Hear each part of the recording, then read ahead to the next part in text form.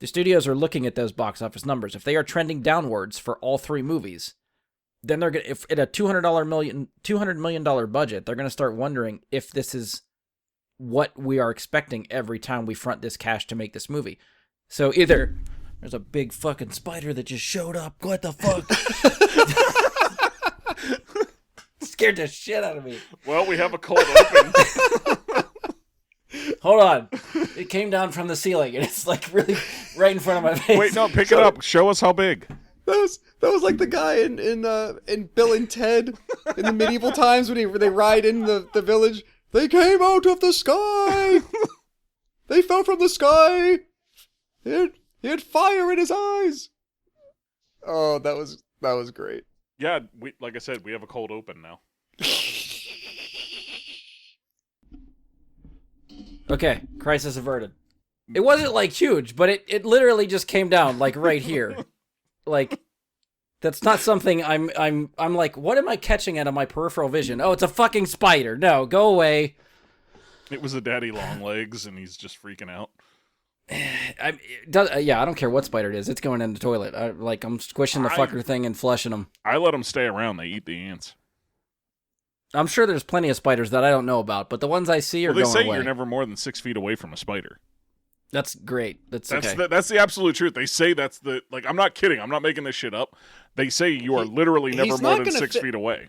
He's not going to finish the episode if you keep talking. What's he going to do? Where's he going to go? That he's going to get 6 feet away from a spider. It just means we're going to wrap the episode up in 5 minutes, and I'm going to go hunt for spiders and then go to bed. He's just going to burn everything, the entire planet. He's going to just burn it and be like, where's the spiders now? No, so, okay, so did you ever see the video game, Mike, Kill It With Fire? Yeah. It scares the shit out of me. It's cartoon spiders. I can't, it scares the crap out of me. So Resident Evil must have really fucked with you then. When you get into the sewer and there's those like human-sized spiders. Yeah. That was such a Ron Weasley move, though, that it's completely apropos for all of this.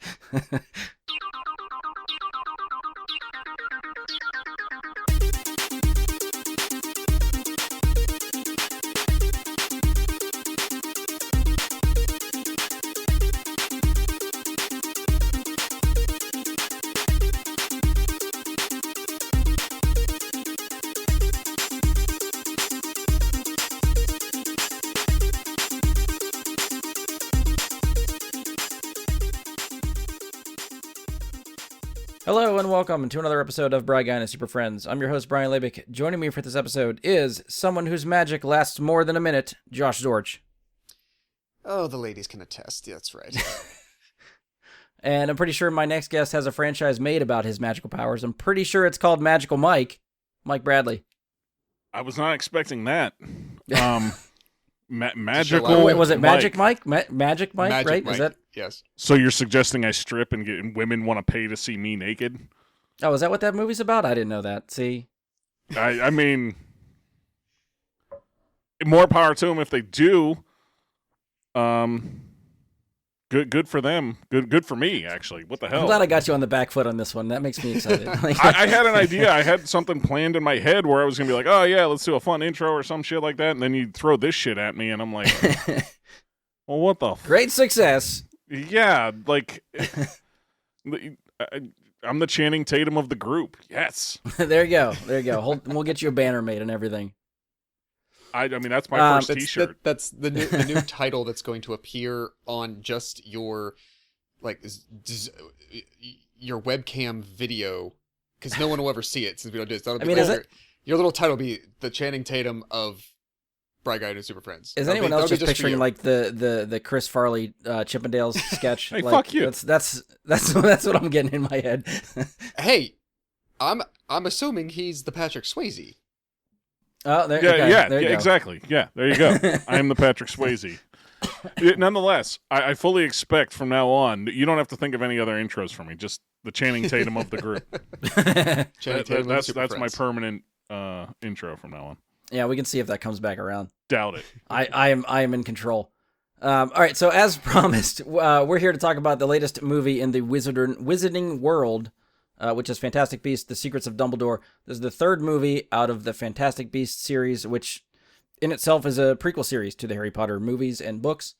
Warner Brothers had originally said the Fantastic Beasts series would be 5 movies, so this is smack dab in the middle of that series. This is movie number 3.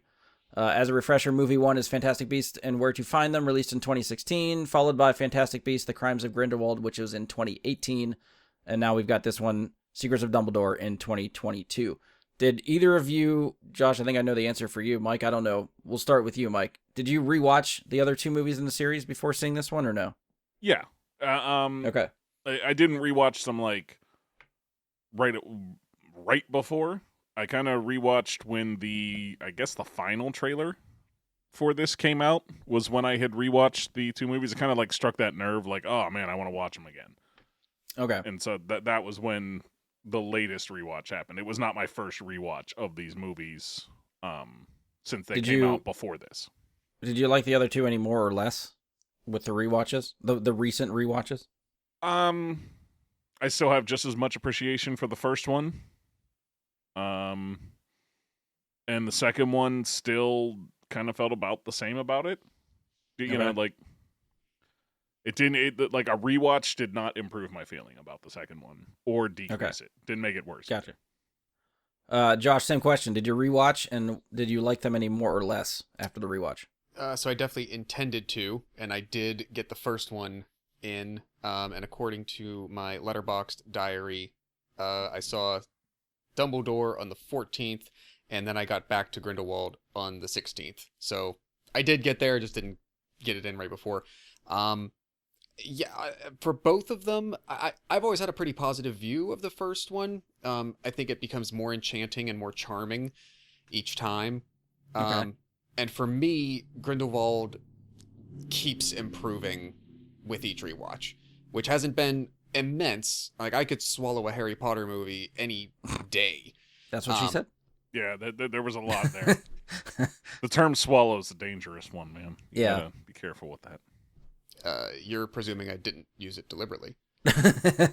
And but with these 2, it's more of a deliberate choice at any given time. But I think I've seen Grindelwald maybe 4 times now in over about 3.5 years, and so for me it improves each time.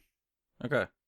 I did not rewatch anything. I was telling these guys before we started, I have only seen all of these movies, including this one, once in the theater. I've never rewatched any of them. So I almost probably should have watched them because I feel like I needed a refresher coming into this one, because like this movie just kind of hits the ground running, and I'm just kind of like, what the fuck is going on? And I at the very least need someone to explain this stuff to me as we go. Yeah. I can't attest to like if my feelings change because I didn't get a chance to watch them. That's fair, and I would think that out of having re-listened to our discussions about the first 2 movies recently, I realized that I think there's really not any sort of like, hey, let's go to school and tell Brian about a whole bunch of stuff that he doesn't know in order to understand background with this one as we did on the first 2. We spent like significant chunks of conversation time on the first 2 movies. Yeah. Contextualizing things and bringing up other pieces of history and lore and story, all elements, all that, in order to discuss reactions and possibilities and feelings about such and such. I don't know that we really need that this time around. That's my feeling. Mike, what do you think? I didn't see it through that lens this time. Yeah, I mean, I'll talk more about it once we open up for spoilers, because there's a lot I have to say about that particular idea.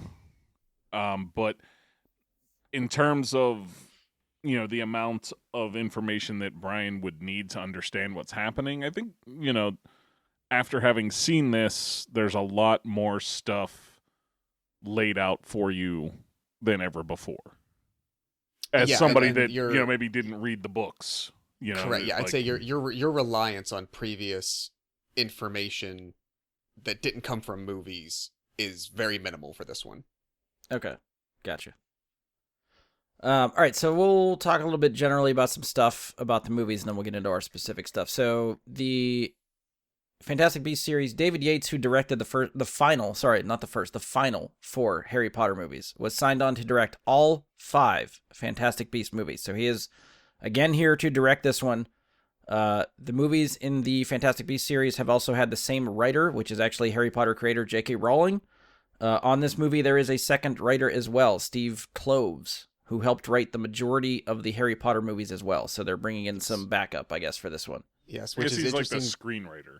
Yeah, like he's Yeah. and Yeah. It's interesting in this one because if you look at the credits, even on the movie, it says screenplay, J.K. Rowling, Steve Kloves, based on screenplay by J.K. Rowling. Normally it's like a story credit versus a screenplay credit. And it was, I guess, he did enough significant rewrite work that the initial draft that she had, that's why she's credited on both in that way. That like she wrote the original draft screenplay, but the two of them together, had enough team input on the final sort of shooting script, final product. I think it's rare that you see that. Yeah, which even just kind of confuses me, because you figure if the two of them actually tag teamed a screenplay, why list the screenplay twice? Like, you're not listing, it doesn't matter how many drafts you had. You should just be able to list the final screenplay and say, this is it. I'm sure it probably has to do with like Writers Guild type of things. Yeah.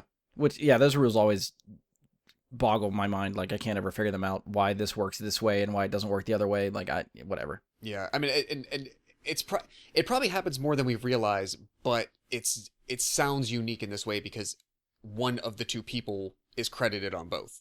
It's normally I think this happens a lot where you get international adaptations of another culture or another country's movie.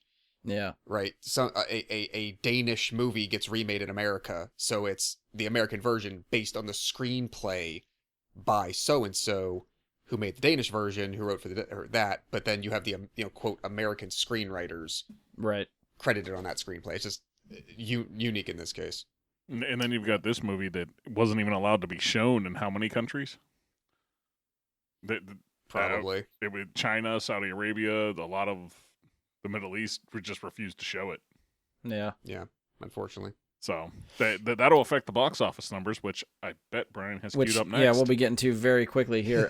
The film stars Eddie Redmayne, Jude Law, Mads Mikkelsen, who is replacing Johnny Depp in this movie.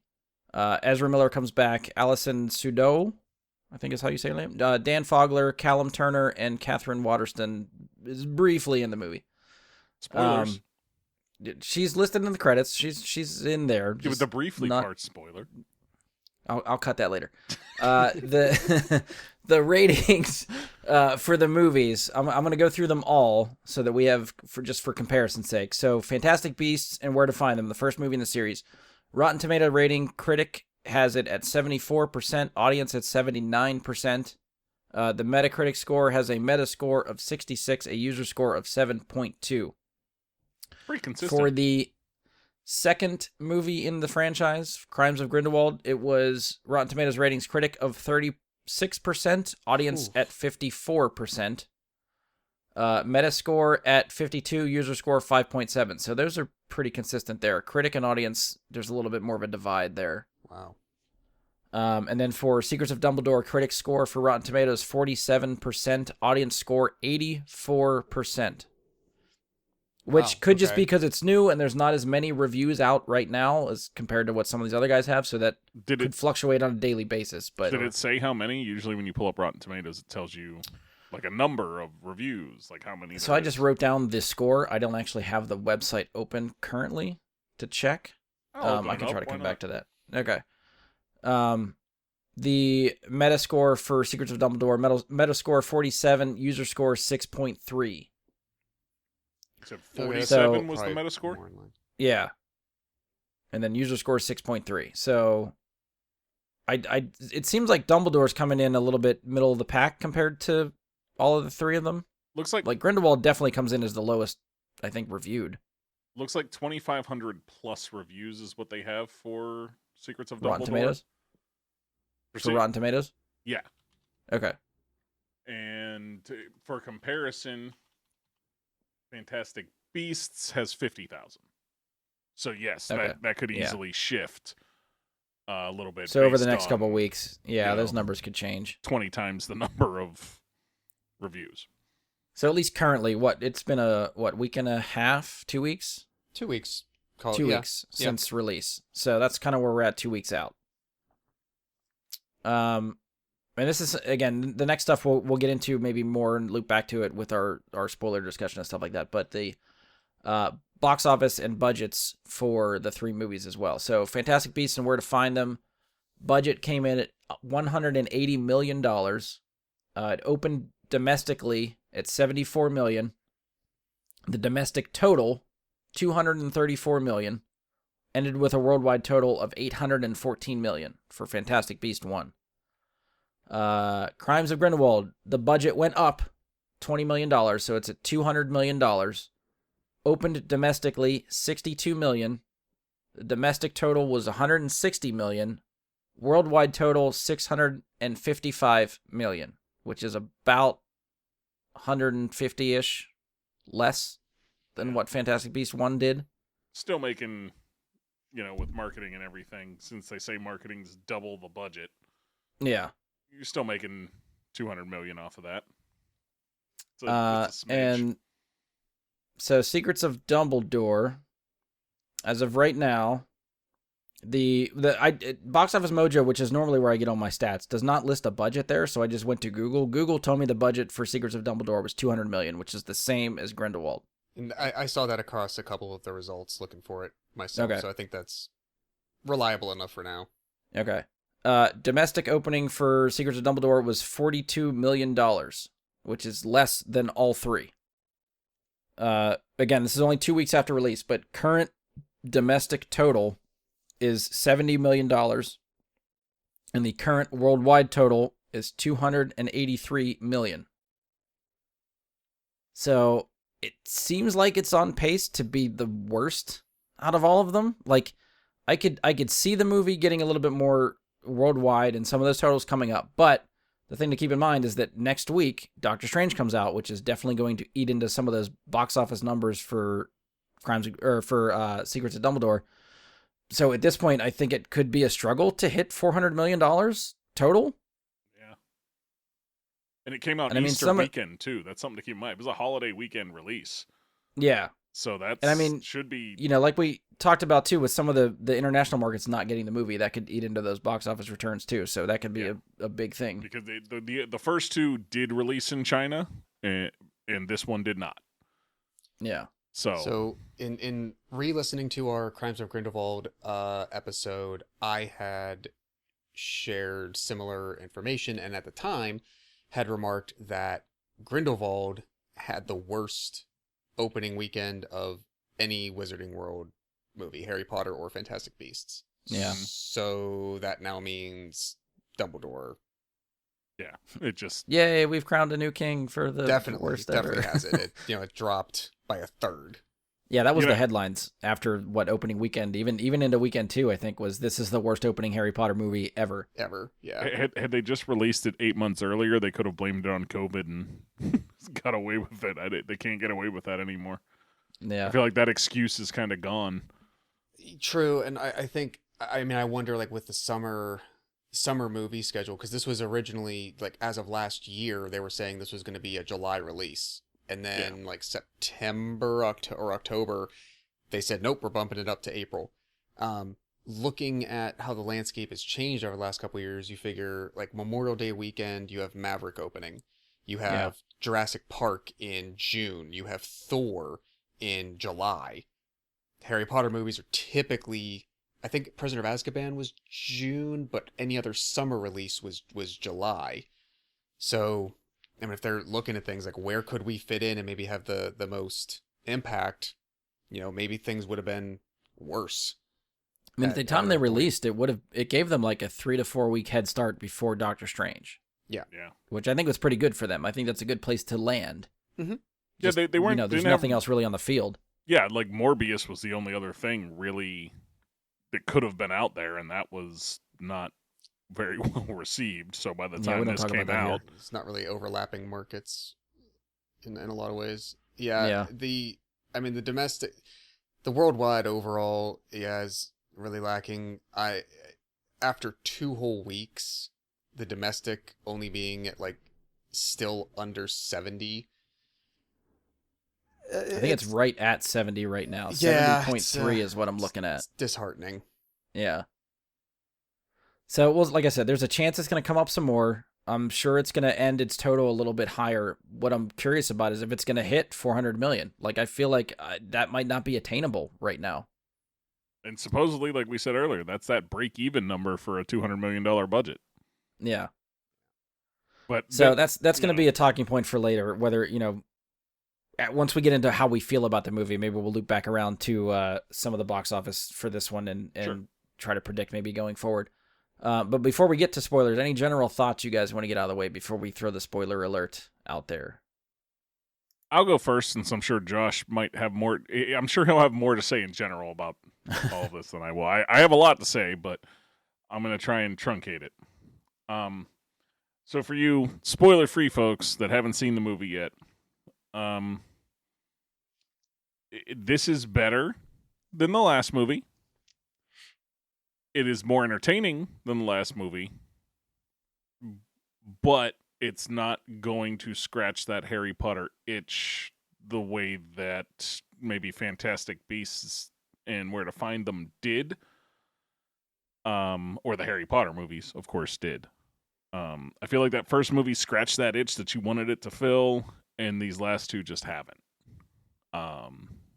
So I think this is an improvement, but it's not back to where I would hope it would be. Josh, what do you think? I've compose your thoughts. So I saw it opening night. We went Thursday night.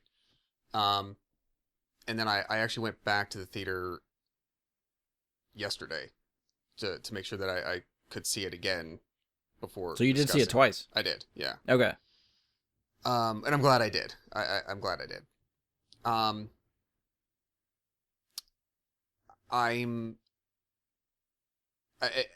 Re-listening to our discussion about Crimes of Grindelwald, especially, I can easily, especially 3 years later, I could pick up how much I potentially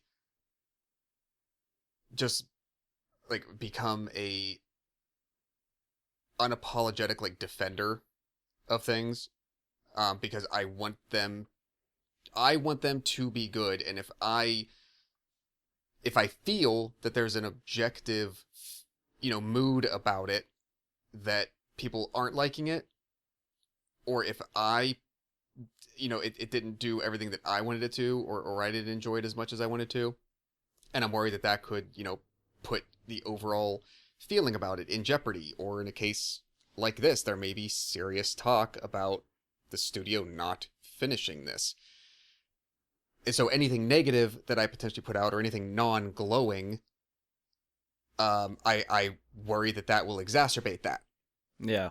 And so, but I also have to realize that, like, and I unfortunately, I'm sorry that, Brian, for you, that this is kind of the metaphor, but I really don't want to be the one person, like, going to my grave defending Rise of Skywalker.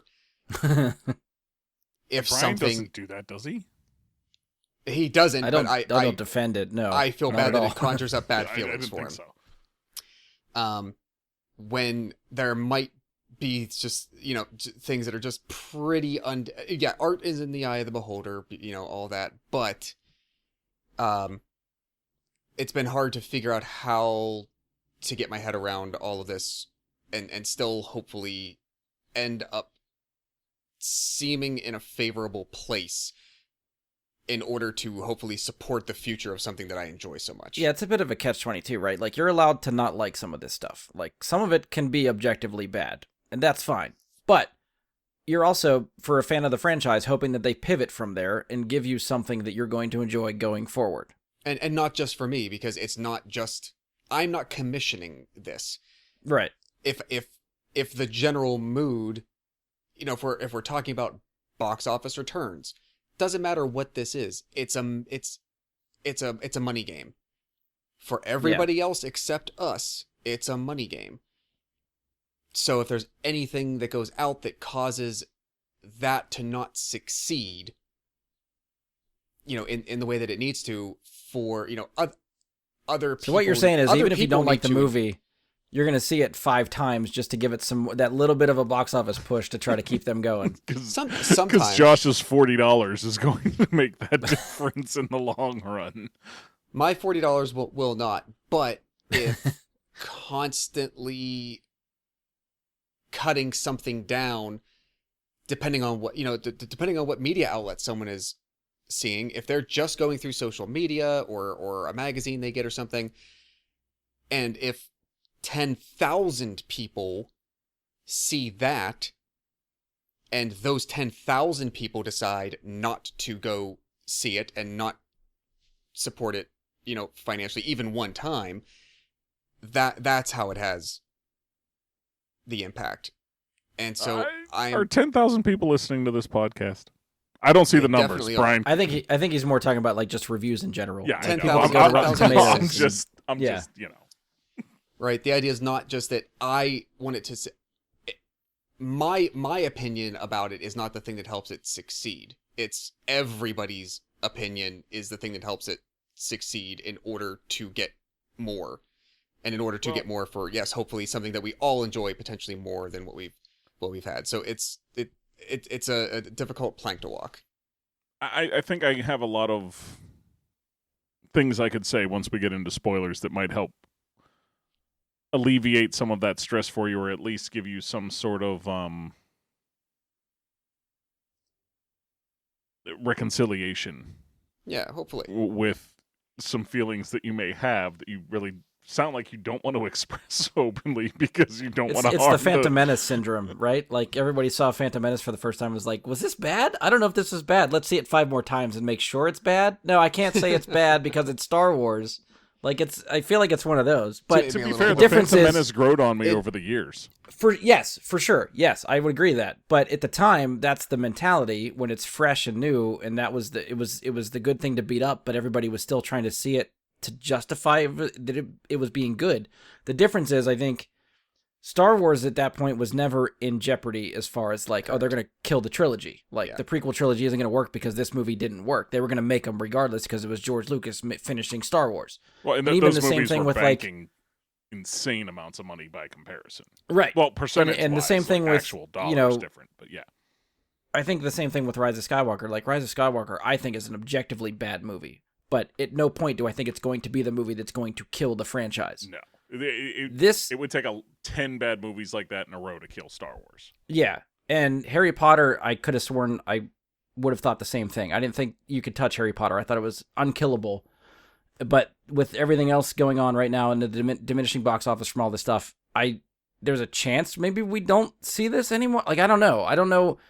The difference here is that I feel like you could executives could either pivot. Either they say, we're not going to make the other two, or you're going to make the other two at a smaller budget. So instead of $200 million, maybe you have to make one for $100 million. So when it makes $400 million, they're still coming out on top.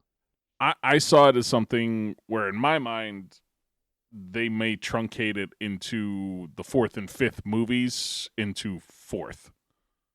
And just, okay. You know what I mean? Instead of having 2 more movies, we're going to have one. We're going to let you finish the story. We're not going to send Harry Potter out on a dead-end note that never finishes. We're going to let you finish it, and then that's it. But you have one movie to do it. Yeah, possibly. So that was a long way. You know me, I'm sorry. So, like, I'm kind of trying to answer your question about the general thought. There's a lot of stuff about the movie I enjoyed, but after 3 installments, I think there's undeniably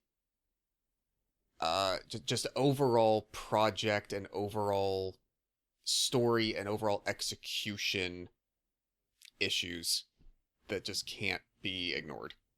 Yeah. Definitely. Yeah, I don't know. it's hard for me to like recommend this stuff because like Harry Potter isn't as much as my wheelhouse as these guys I know. I've only seen the Fantastic Beasts movies once. Um, I remember enjoying the first one. I remember not liking the second one, and after one viewing of this, I don't think I like this one either. So and that's not to say I'm not going to like sign off the franchise from here on out. If they make 2 more Fantastic Beasts movies, I'm going to see them.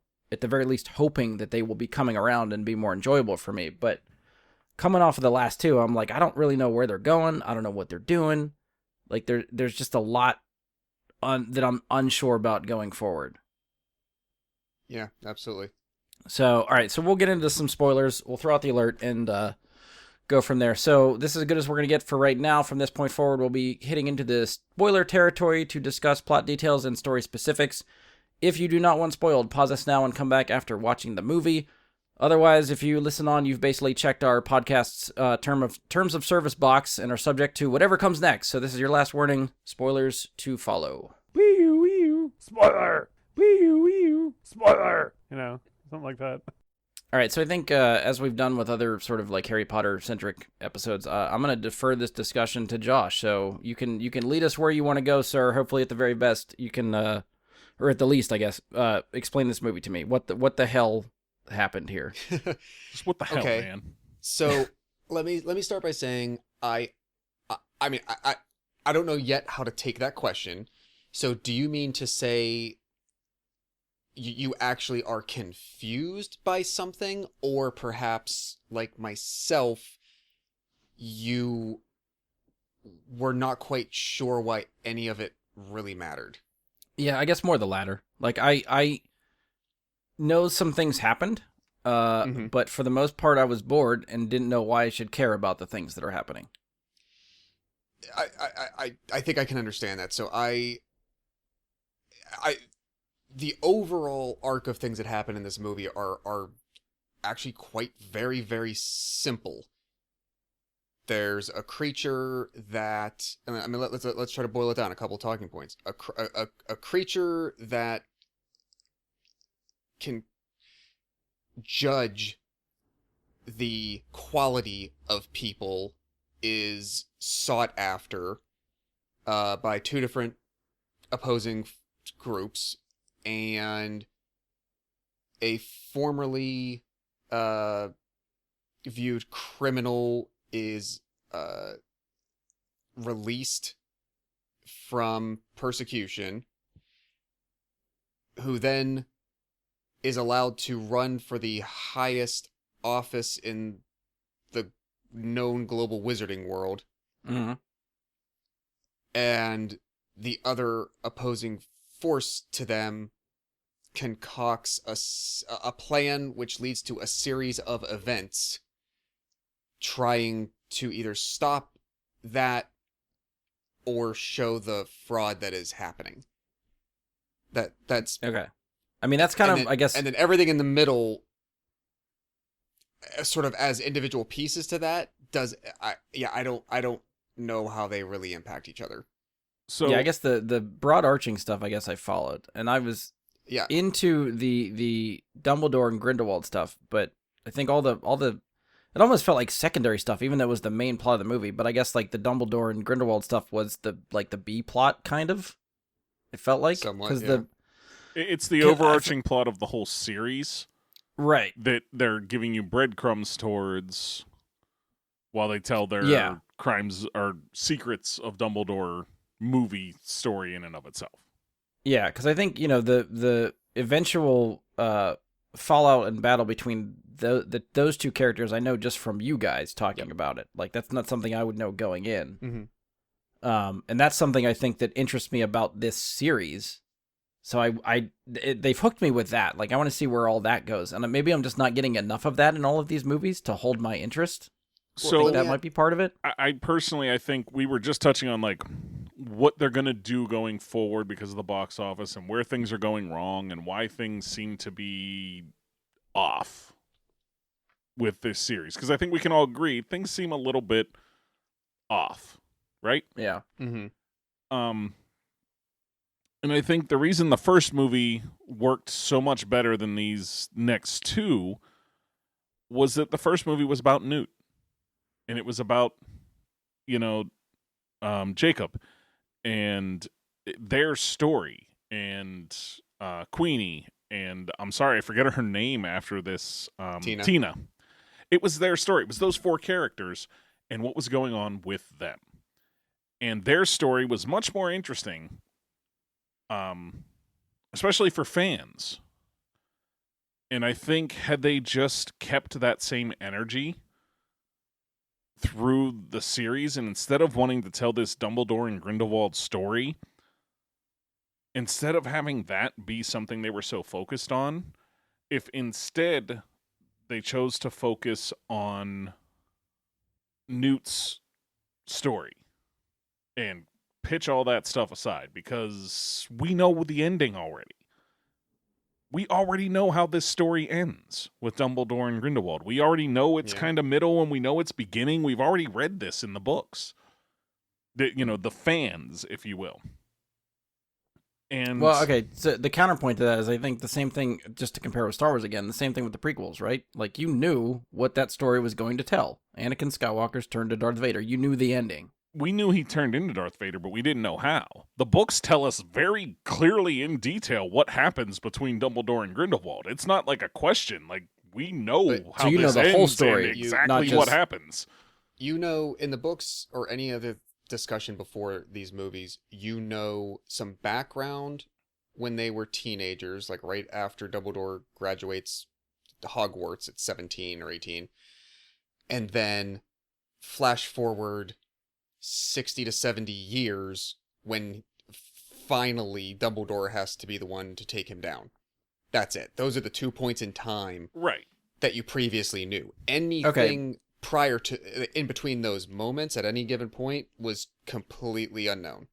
Okay, so Mike, I feel like the way Josh described that is almost different the way you described it. You made it sound like they filled in all those story gaps from in between all that stuff.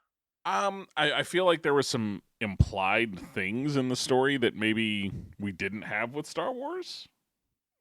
Personally, like, I don't think there's as much mystery as to what went on between Dumbledore and Grindelwald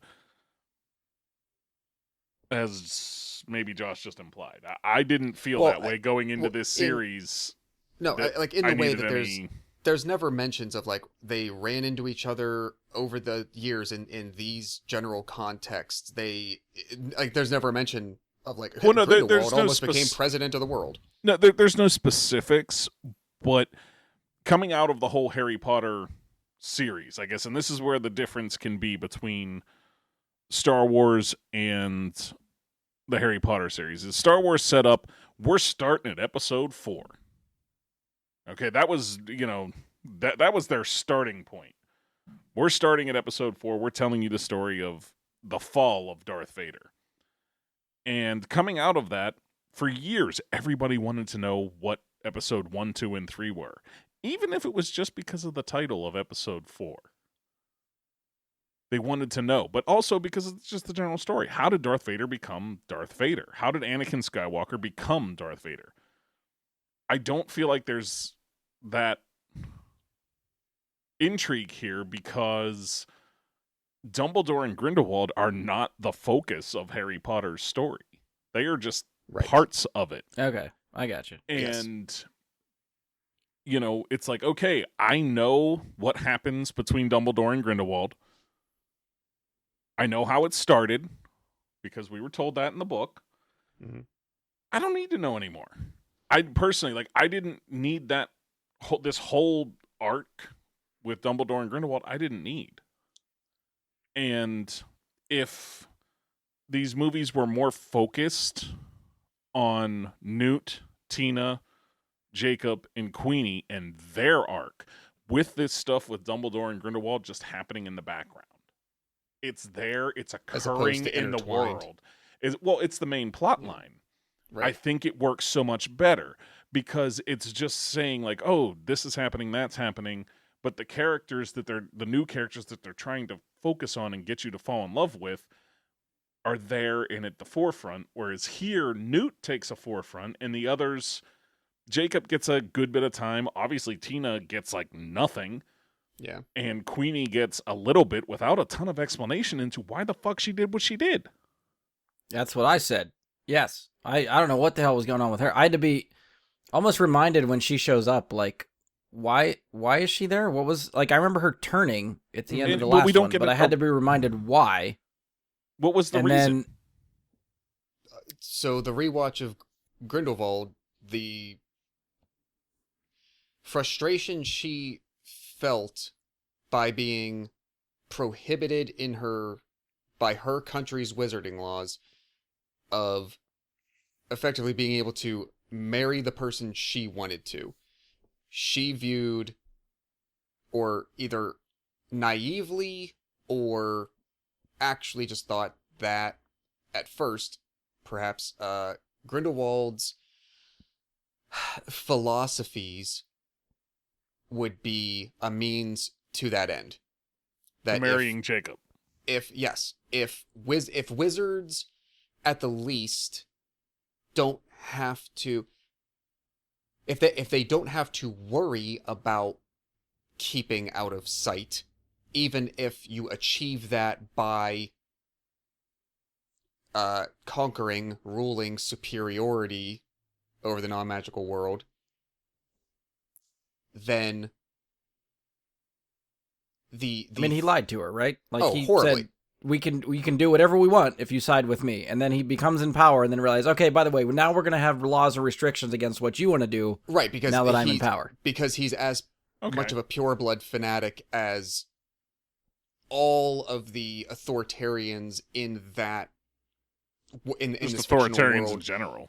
become. So in Correct. reality, Like, that was never on the table, but he told her that to get her on his side, and then Because he pulled the needed a rug out from under her at legilimens the on end. his side. Yeah. He needed correct, her ability to read people's minds. 1,000%. Yeah, and then that's what it was the whole time. But I understood her- Grindelwald's motivation the whole time Yeah, of she wanting where she her was and coming manipulating her, but like her And falling for it just seemed to make her a weaker character that a legilimens really wouldn't be. well, we litigated that in the discussion about the Grindelwald movie.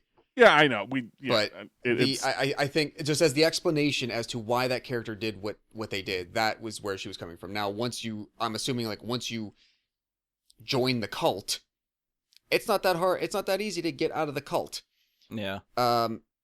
Now the one thing aside from that I would say is, and it kind of goes along those lines, did either of you have any indication, both from it explicitly saying so or from an obvious passage of time? I had to look this up afterward.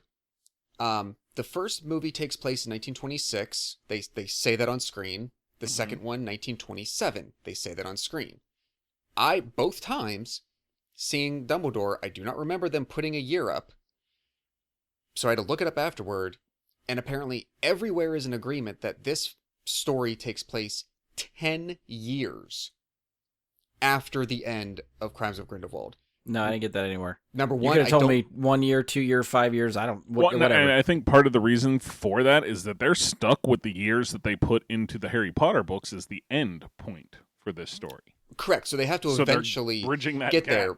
But because of that, it didn't even if it seemed like, but even if they decided to jump a decade, to me, there was nothing other than the length of Credence's hair that would tell me that there's been any significant passage of time. Like just The from a length of story standpoint, Dumbledore's there beard. was nothing.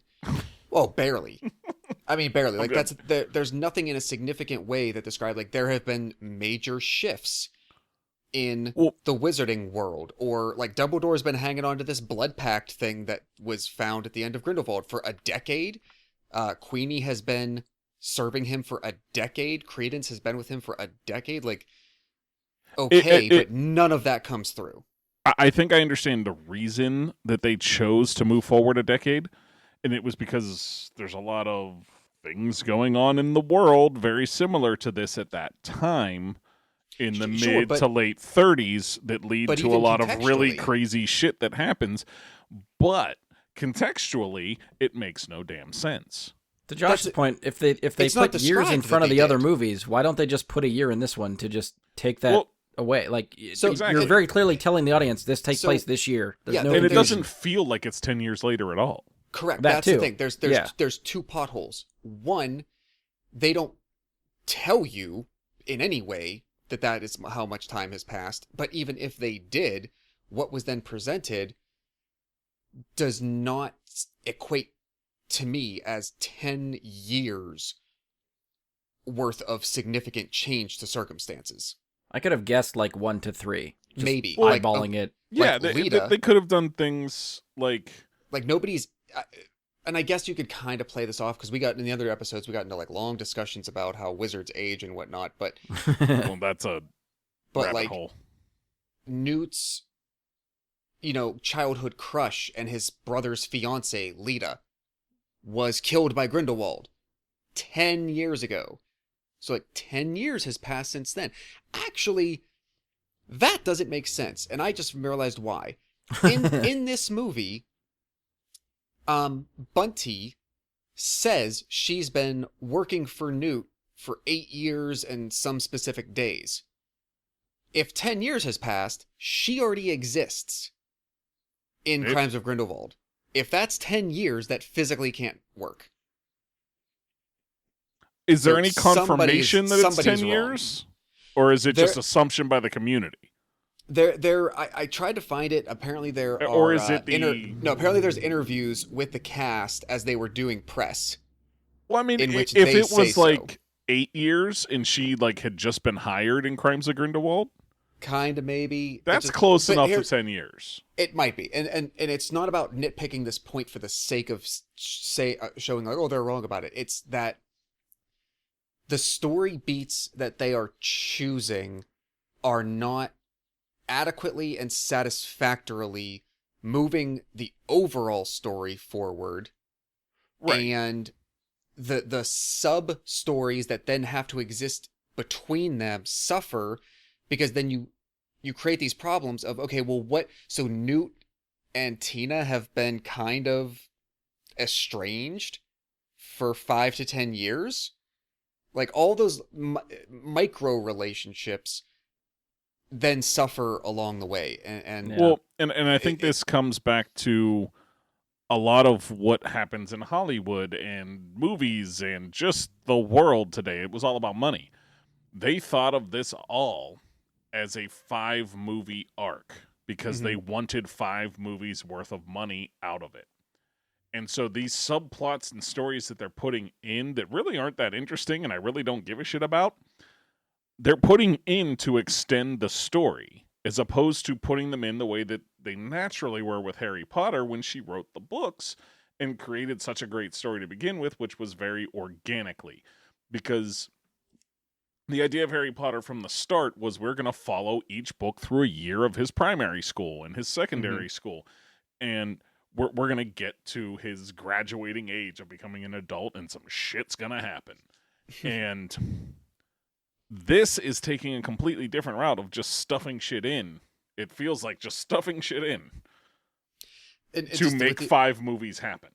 and with the last 2 movies, to me, the entire subplot that runs through a big chunk of Grindelwald regarding, at that point, regarding Credence's identity, and it's not so much his identity, but then when it turned out that, oh, it's maybe intertwined with Lita and her half-brother, and the fact that this other baby was actually accidentally killed, and the babies were switched, and it turns out to not be, like, that whole thing was completely immaterial. It didn't matter at frick all. The steps you move forward with Grindelwald's progression worked very well, I thought, and you got to a logical place to step off from there and go to the next one. There's just an overall story arc problem that they have, and So I just wish it was better. in summation for this entire story, it exists for the sole reason of breaking Dumbledore's obligation via spell not to move against Grindelwald. Sure. That's what this entire movie is about. Yes. If you were to take one thing away, that's the one thing it It achieves. frees Dumbledore to move against Grindelwald. Yes. And Which at the least I will say as a positive, and I wish it was a little bit bigger scale, had lasted longer, but at the least in the very moment that he realizes he's free, there wasn't any kind of like awkward hesitation. It was like, oh, I'm gonna fuck you up. I'm like right now I'm coming after you. Like I at least appreciated that. The absolute most positive thing I can say about that is watching Dumbledore in his prime apparating around, flashing spells back and forth with Grindelwald in his prime. That was cool as shit. But where I think it fell short is that we've seen Dumbledore in a fight before. Mm-hmm. And that's at the end of Order of Phoenix. Right. Okay, we've read about it in other ways. But at the end of the Order of the Phoenix movie, we see him go head-to-head with Voldemort, and that battle is infinitely better than what we see at the end of this movie. Agreed. And that battle ends in the same way that this one does. Stalemate. Nobody wins. And the guy walks away. Yeah, that's what I mean. Like, nobody wins. Yeah. They both go on their way back to the good side and the bad Well, and the guy side. like literally just walks away from the fight. Like he is allowed to walk away. Yeah. So that battle at the end of Order of the Phoenix was so much better than this. This had its Definitely more of cool a spectacle. moments. Yeah, this had, like, don't get me wrong, like the fast apparating back and forth to fuck around, that was cool as shit, but it was the only cool part about it. The rest of it was like, whatever. You know what I mean? But, like, that battle from the fifth movie was just, it's a part of that movie that I could just watch on repeat for a while because it's fucking amazing. Yeah. So let me ask about something that might hopefully bring out some positives, although I'm sure it could be some criticisms. So we spent a lot of time on the Grindelwald review discussing the Credence lineage point where that movie ended. And something that didn't even occur to any of us at all, didn't even reach our mind, Aberforth is never that occurs to anyone. he could simply have been Aberforth's son.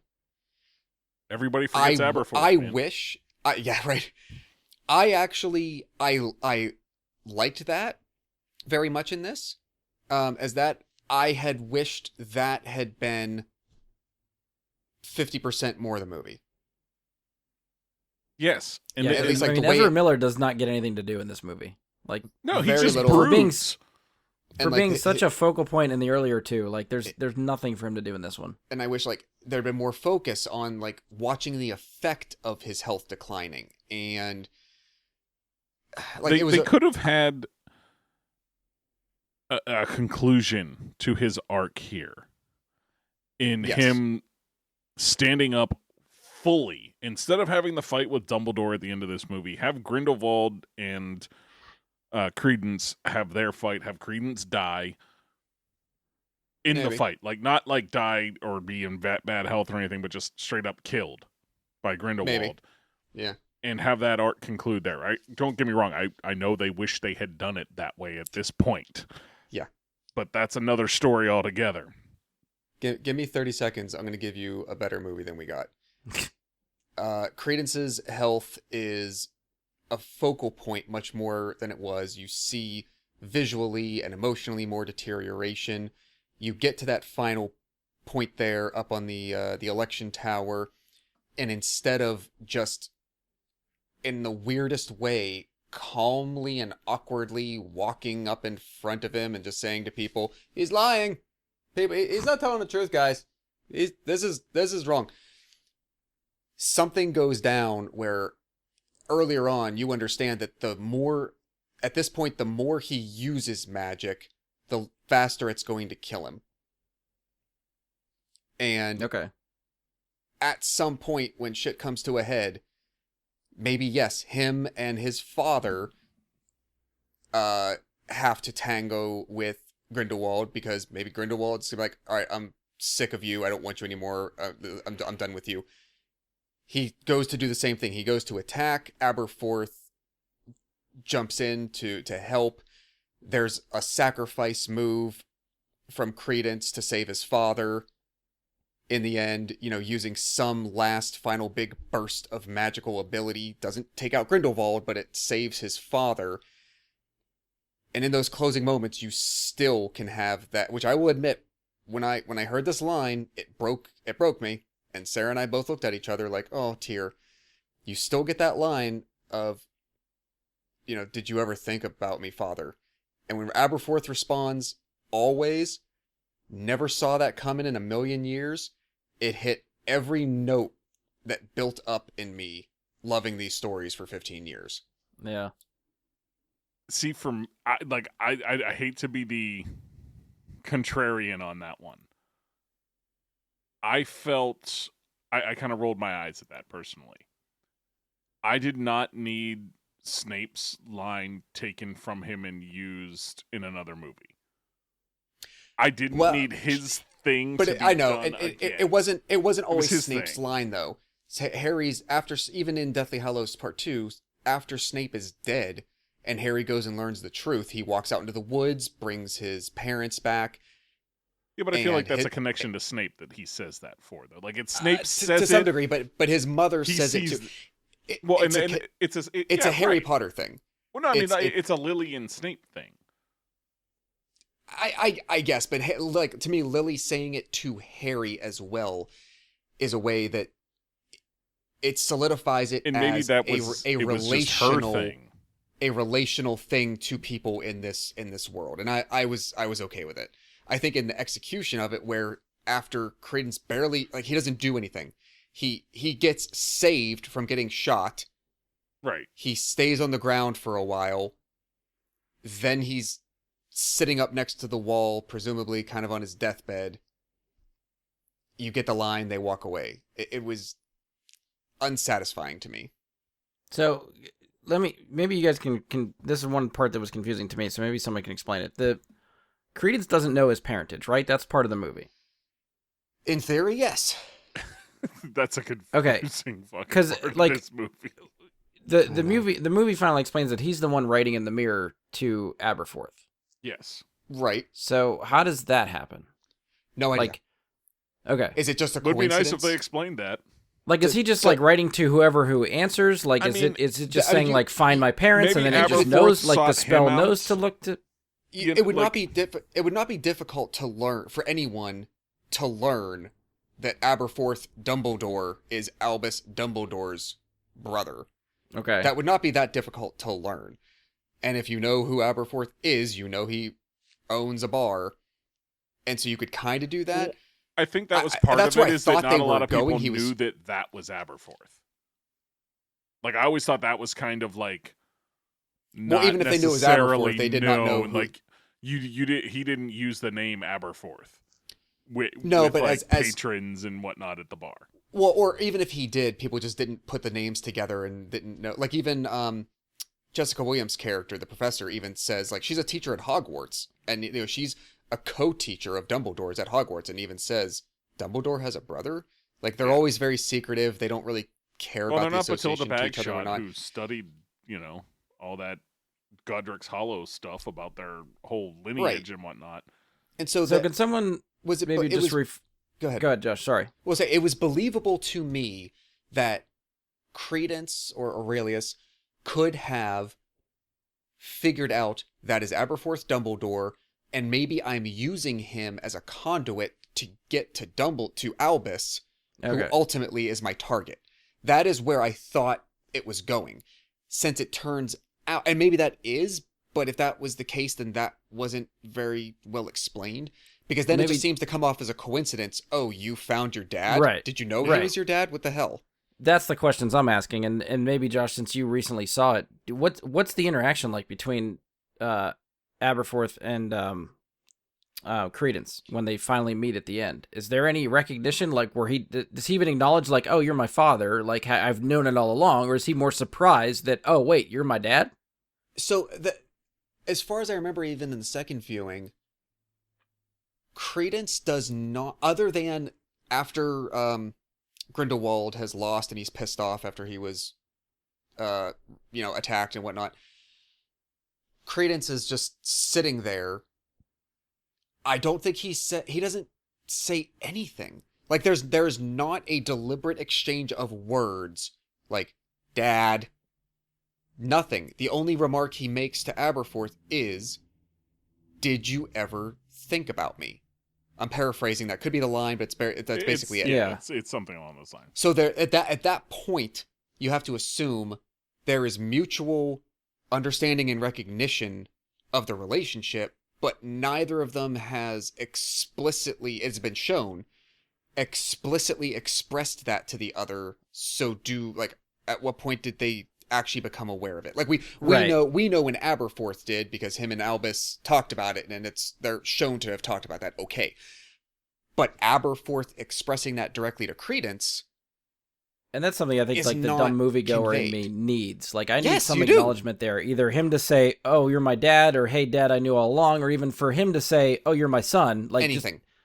Just a little bit of exposition there would make that scene a lot better for me, I think. And I think it would connect a lot of the dots from earlier, so you know how and why the writing in the mirror is happening. If he's actually specifically targeting him, or I'd buy what you said, is that he's aiming for Dumbledore but getting Albus by mistake.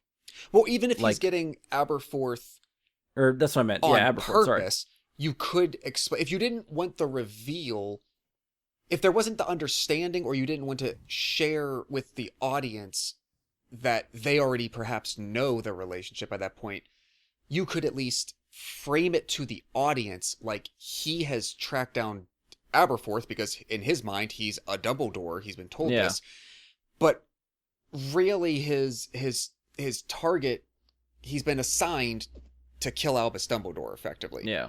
Yeah. So, but as to how and why that was occurring, no, I don't believe there was any explanation of that really given. Okay. No, there should have been, but there was not. So that I don't just have another thing that I'm shitting on and ending there. How did you guys feel generally about the parentage idea, the reveal, the explanation? Was that It made good common enough? sense to me. Okay. I didn't think of it ahead of time. I didn't Yeah. anticipate it, but it did make common sense. Like, oh, you're a Dumbledore. You're not his brother. You're not his son. You're his nephew. Okay. Yep. I accept Yep. this. It's not And the part- ridiculous. It's not as dumb as it sounded at the end of Crimes of Grindelwald. Because when they said that at the end, it's like, bullshit. We know the whole Dumbledore family at this point. Yeah, and So we they had found this a whole way discussion that it wasn't. with that review, in that we were presuming, like, it seems like Grindelwald is framing to Credence as if he is a brother, not that he's a son. Yeah. Yeah. He's deliberately giving him that impression, and I think that's been a fairly common understanding of that scene.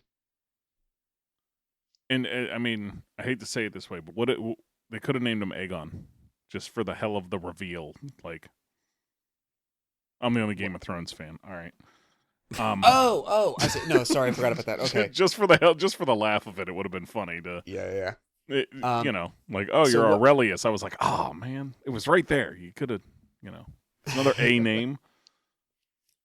How did you guys feel? So let's kind of pivot hard. So we have a probably the least amount of time really spent with magical creatures in this one. Obviously I think it's up for debate whether they're blast-ended scroots or fire crabs or manticores, but you have I went with the Scroots personally. time that you spend with the killer crabs in the German Dungeon of Death. Yeah. And then you have basically your focal point in some ways are these deer-like creatures known as chillins. Quick question, pop quiz. How would you spell chillin? I'm gonna guess at how they spelled chillin, since it's obviously not how you might expect. Well, so have you seen it written somewhere? No. Okay, go ahead. So I'm It's just definitely like chilling, like I'm chilling. I'm chilling, bro. Yes. Netflix and chill. Yeah. No, not that. But let's see. Chillin. TCH. I mean, it's got to be I. It's got to be. There's got to be some L's in there. UN. TCHILLUN. Chillin'. You're at least like trying to go for like a somewhat like Mexican Mayan, perhaps sort of origin with that. No, it's not. It is spelled QILIN.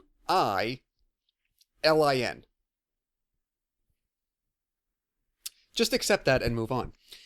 No, I don't accept that. Fuck that. Killing. English is a fucking killing. language, and we have agreed upon it, and that is bullshit. And maybe it's not in technically even in the fictitious lore of wizards. Maybe it's not of English origin. Who knows? But that is how you spell it. I want to introduce that spelling to like 1,000 people and see how many people say chillin'. None. The answer is none. It is none, and that's if you why I introduce want it to to do it. 1,000, 5,000 will get it wrong. That's true. I actually kind of liked how the movie opened. I thought the opening was really strong with that agree. creature. I liked Yeah. I liked the restaurant scene that you really open the movie with. The them conversation sitting with there. like over tea. Dumbledore and them just sitting over tea. I thought the opening, like the first half of the movie, honestly, even to like, I like the first like 2/3, and I think you could make the second act a lot stronger. But I was fairly good with the first like 2/3. I think the first like 20 minutes, half an hour is really strong. I had the thought when they were going at, like, when it opens with them fighting over the magical creature, I'm like, I didn't know what the fuck was going on or why. Mm-hmm. And it's kind of just like, one, I had the thought of, shit, I should have watched the other movies first. And then two, I had the thought of, like, this must be what, like, normies feel like when they go to see Marvel movies and, like, are just seeing them out of sequence and don't know what the hell's going on. Like, Could be, yeah. Did you just say normies? Yeah. Yeah, I agree. That first bit of the movie is really good. It sets up what I was hoping. That was like the most horror movie shit ever, by the way. That sound was it was good. I feel like the setup was so much better than what happened. And I think it's, in part because they're trying to hammer home this point about gaslighting and misinformation and all this shit that they want to try and make this point about with, Grindelwald's rise to power here about like a bunch of psychotic masses wanting this madman in charge of things. And it's just like, I don't need the political overtones in Harry Potter like that. Like, I don't need that in the magical universe. It's something like evil can just be evil and have evil people following them as opposed to duping the masses. I didn't need the duping the masses part of this storyline. And I think that's like something where I would say like Harry Potter is always kind of a really great escape from reality. I didn't want reminded of reality with this movie. See, I kind of dug that. I was fine with sense. that. I think, it's part of the commentary of like, this, we always want to think, oh, no one's that stupid to do that kind of stuff. But no, real life has proven that, yes, people are that stupid and they will do that. So it all made sense to me. I'm not saying it doesn't make sense. I'm saying like in the magical world, can't we just be like evil's just evil? Can't we I mean, the magical world is supposed to reflect the real world, right? So that's why it makes sense to me and why it's a mirror image of us. I guess for me, like, I still come back to the whole idea of, like, I could have done this whole Fantastic Beasts 5 movie arc without Dumbledore or Grindelwald at all. Yeah. Toss them aside and tell me Newt's story on his own. That's I what I would have preferred, personally. Yeah, I mean, pivoting from the sort of authoritarian playbook that was used in the Grindelwald movie, which I really, really dug a lot, I was surprised at the notion of like, okay, well, he's going to go from like cult of personality and like literal criminal, into a legitimized public figure. Populist. Yeah. Which anybody who aspires to that, and that's what Voldemort became. That's how he got to the point that he did. It was the same thing. It was just the strategy and the tactics were different. Being as generous as I could after this entry, I could say, like, you could maybe argue, well, Voldemort is about 10 to 11 years old at this point in the Grindelwald story. Yeah. And if he studied over decades of, different dark wizards' attempts to rise to power, could you say this was a lesson he learned? He looked at this and said, you don't need to be the candidate on the ballot. You can just be the person pulling the strings behind everybody else. You don't need to be the one in public. You just need to be the one everyone fears. That's as generous as I could be. I didn't... The notion that, again, with the time gap doesn't help, but I have no idea what the hell's been going on in the wizarding world for 10 years, that all of a sudden they then decide to drop all charges against him after 10 years. Like, has he done nothing more? Has he continued to do more that we don't know? And then, legitimize him and make him a real... It was a swing in the history of the arc of the person getting from where they were to where they ultimately get to. I mean, you can see by the end, at whatever point, like, he has a very huge following. And I think... I didn't see this as a necessary part of going the motions that he would go through. Well, and I think furthermore, kind of to what I said before about not needing this story about Grindelwald, and you bring up Voldemort, move this story about Newt forward in time a little ways, and tell us more about Voldemort and how he... and what was going on when he was in power, and how all of that really happened, and what happened, and give us all those details. I feel like it would be, again, not perfect and not what I would really want, but it would be more interesting than this. Possibly, but I'm going to say that is literally the exact parallel to the Star Wars prequel trilogy. Yes, and those movies made a shit ton of money. Yes, but they also, depending on who's behind them and who's creating them, I mean, and you could argue, like, why not do that? Because it's been done. You've told us about, we already know this person, and we have seen the middle part and the fall of the Dark Lord, and then Star Wars told us how he became the Dark Lord. So Harry Potter doesn't want to do that same exact thing. They're going to tell you about something else, which I can at least appreciate. So let me just ask you guys as Harry Potter fans for some of this stuff. The Fantastic Beasts movies, you guys really, generally, have no idea where these stories are going, right? Other than the Dumbledore Grindelwald stuff. 100%. I mean, we know where it Like, ends, you guys, that's it. But we don't know right. how they're going to get there.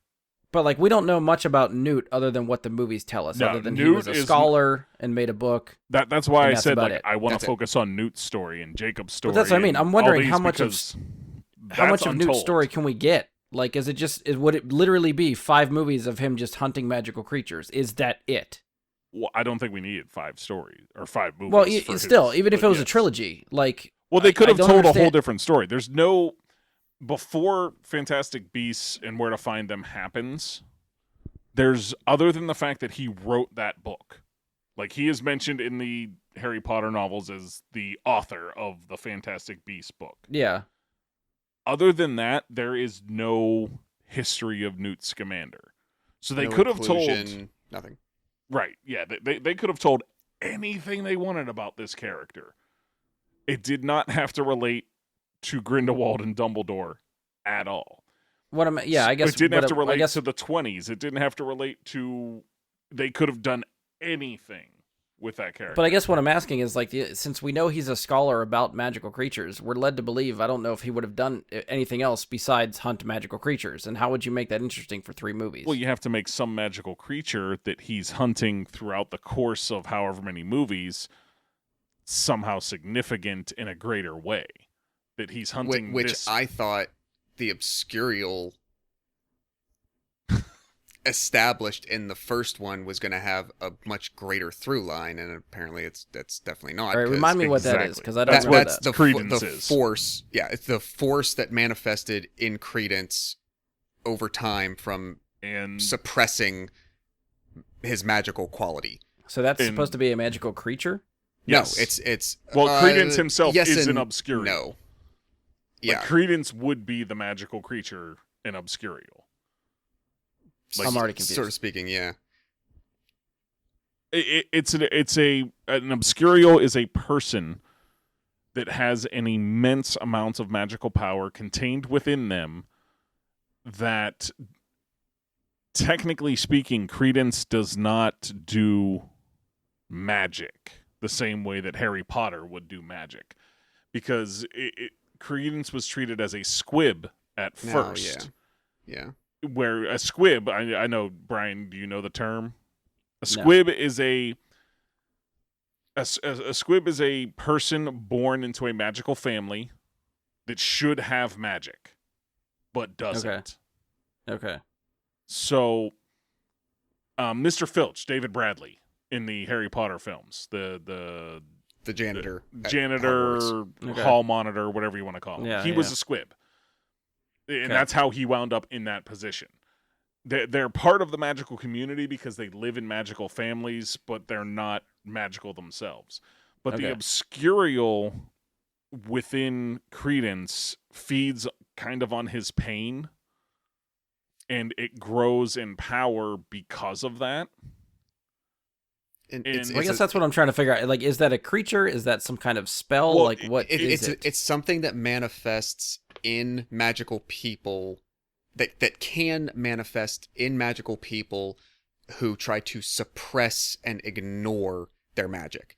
So that whole backstory that they try to talk about, that they give you, the whole thing that you get in this movie, the exposition from Dumbledore about his sister, finally, you see that painting at the same place in the last Deathly Hallows movie. You get about 6 seconds of discussion about it that doesn't explain shit. Yeah. You kind of get a abridged version of that background through Dumbledore's exposition in this movie. His sister was an Obscurial as well. He says that.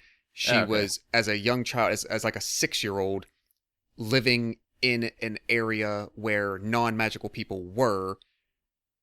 Little kids, like any little kid in the our real world, don't have control over their thoughts and actions. Okay. So a magical person in this fictitious place, a 6-year-old doesn't understand how or why, when, blah, blah, blah, how to control magical expression. Okay. So she is noticed by a group of Muggle teenage boys. Details about what is actually done to her are not ever discussed, but at the very least she is severely harassed. Something. Yeah. Several things come as fallout to that. One of those is she internalizes that event, and then therefore says magical expression is bad, so therefore she wants to contain it.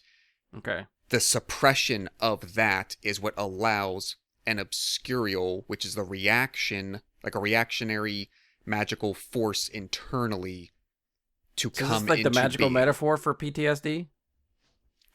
Maybe more somewhat. Bipolarism? Like is the way I kind of looked at it more so. It could be. So like in Credence's case, by the time he, and we still don't know exactly why he was on a boat going to America, in which he resulted in getting swapped with a Lestrange newborn, allowing him to live. We still don't know that part, but it may be explained in the future. Does it freaking matter anymore? He's dead. Is he? He's dead. But I don't know. We see him walking off at the end of this. We don't see him die. Fair. I think all implication is that if they're trying to tie up loose ends, potentially, I mean, he'll just be recast. It's fine. But in his case, he goes to America because his caretaker now is presumably gone. He ends up as an adopted baby of the woman who runs the anti-witch group in New York. Yeah. Right. So, she raised him. Even if he didn't know who he was, but even if he had inklings of magical feelings or just being different, etc., he's pushing that down because the person who is raising him is telling him anybody like that needs to be eradicated and is terrible, blah, blah, blah. That's how his starts to form. So the impetus, the catalyst could be different. Okay. But that is the reaction to making that choice as presumably basically a young child for the most part.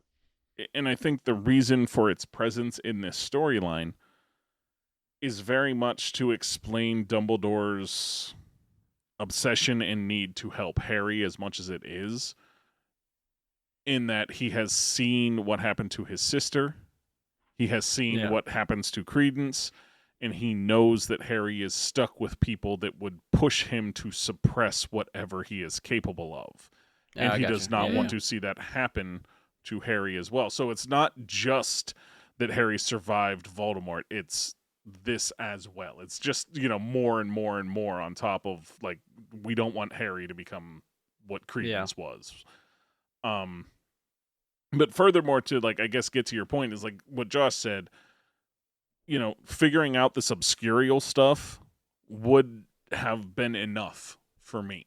I didn't need the Dumbledore Grindelwald thing. Watching Newt go through his love life and Jacob go through what they're going through with Queenie and Tina, and have that be more of the focus while Newt figures out what the hell an obscurial really is. Like, he's read about it, he's heard about it, it's some kind of mythical thing even within the magical world. That would have been a cool investigation kind of series. Okay. To end up at maybe the same point where he talks to Dumbledore about, like maybe, the final scene we would get in the series is an old Newt Scamander talking to Dumbledore, say perhaps around the time of Order of the Phoenix, before, or maybe after Dumbledore gets cursed in Half-Blood Prince, about, like, that's why you were so focused on Harry. You know what I mean? Like, something like Newt finally figuring everything out. And I feel like that would have been so much better. Yeah. I really do. I feel like we're going pretty long already. Is there anything else we need to get to? Josh, do you want to lead us somewhere else? I don't know what else you had on tap here.